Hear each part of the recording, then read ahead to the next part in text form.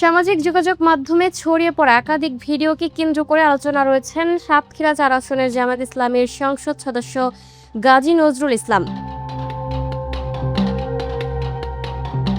Viral ঘটনার পর মরিয়ম খাতুন নামের এক তরুণীকে তিনি দ্বিতীয় স্ত্রী হিসেবে দাবি করলেও সেই দাবিকে ঘিরে তৈরি হয়েছে নতুন বিতর্ক।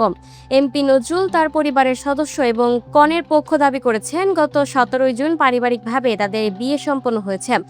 তবে বিয়ের কাবিননামা নিবন্ধনকারী কাজী জানিয়েছেন বিয়ে কোথায় বা কিভাবে সম্পন্ন হয়েছে সে বিষয়ে তার কোনো প্রত্যক্ষ ধারণা নেই। তার ভাষ্য অনুযায়ী ঢাকা থেকে ফোনে পাওয়া তথ্যের ভিত্তিতেই কাবিননামা নিবন্ধন করা হয়েছে।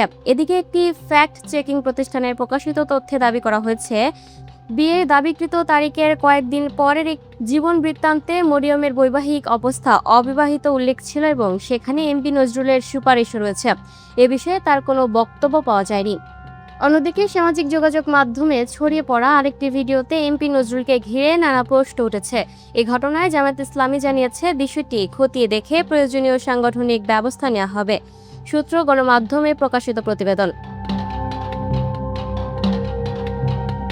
Lucky Akter, up to date news, Dhaka.